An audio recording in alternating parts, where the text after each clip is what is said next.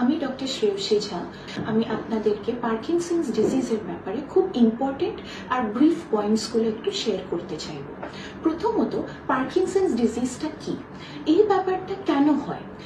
ব্রেনে একটা কেমিক্যাল থাকে যার নাম হলো ডোপামিন। যখন এই ডোপামিনটা ক্রমশ কমতে থাকে ব্রেনে, তখন ইডিওপ্যাথিক পার্কিনসন্স ডিজিজ নামের একটা অসুখটা হয়। এখন এই ব্যাপারটা যখন 60 বছরের উপরে ইউজুয়ালি আমরা দেখে থাকি, তখন এটাকে একটা নিউরো ডিজেনারেটিভ ডিজিজ বলা হয়, যখন ওই নিউরনসগুলো ক্রমশ কমতে থাকে। এখন যদি আমরা 40 বছরের কমে পেশেন্টসদের দেখি, সেটাকে বলা হয় ইয়াং অনসেট পার্কিনসন্স ডিজিজ। সেটা কেন হয়? বংশগত জেনেটিক ডিফেক্টস মোস্ট কমনলি এটার কারণ হতে পারে। এখন কি করে বুঝবেন যে পার্কিনসন্স ডিজিজ? সবাই বলে আমার মার হাত কাঁপছে, এটা কি পার্কিনসন্স ডিজিজ? না, এটা খুব জানার জরুরি যে সব হাত কাঁপা পার্কিনসন্স ডিজিজ নয়, আর পার্কিনসন্স ডিজিজে হাত কাঁপবে সেটাও নয়। কিন্তু খুব ইম্পর্টেন্ট একটা জানার দরকার, শুধু যদি একটা হাত বা একটা পা কাঁপে আর সেটা যদি অ্যাট রেস্ট কাঁপে, আমরা বলি রেস্ট ট্রেমার, মানে যখন হাতটা কোনো কাজ করছে না বা যখন আপনি হাঁটাচলা করছেন তখন হাতটা সাইডে আছে বাট হাতটা কেঁপেই চলেছে, একটাই হাত, তখন এটা ফার্স্ট একটা খুব important symptom of Parkinson's disease. তাছাড়া বডিটা স্টিফ হয়ে যায়। আগে যে কাজ করতো, কাপড় পরতে, চান করতে যেটা 5 মিনিট লাগতো, এখন 10 মিনিট 12 মিনিট লাগে। সেটাকে আমরা ব্র্যাডিকাইনেসিয়া বলে থাকি।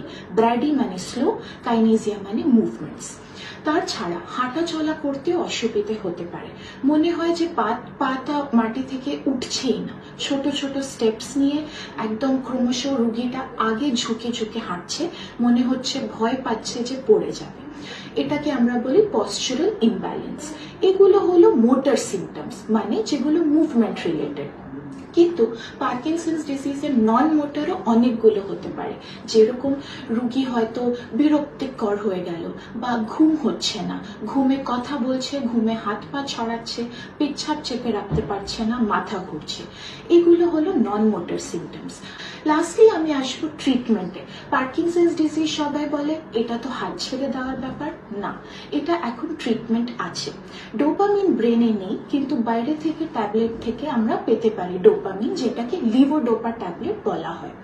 আপনার ডিসেবিলিটি অনুযায়ী আপনি হয়তো 4টে 5টা, যে যতটা আপনার নিউরোলজিস্ট হয়তো ডোপামিন মনে হয় যে ওনার যতটা রোগীর দরকার ততটা দেবেন।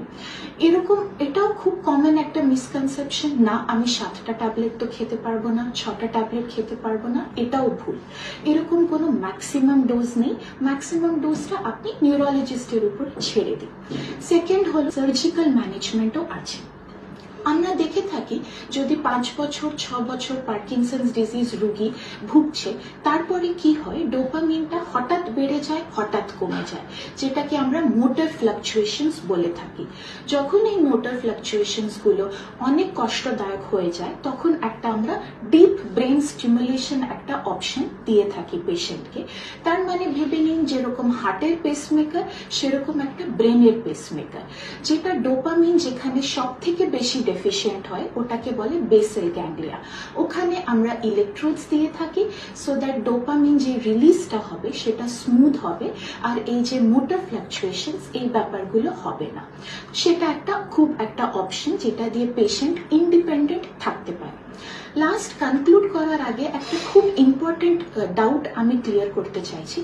আমার পেশেন্ট তো পার্কিনসন্স ডিজিজ আছে ডাক্তারবাবু, কিন্তু কেন লিভোডোপাতে কাজ করছে না? কেন কি পার্কিনসনিজমের 2 ধরন হয়?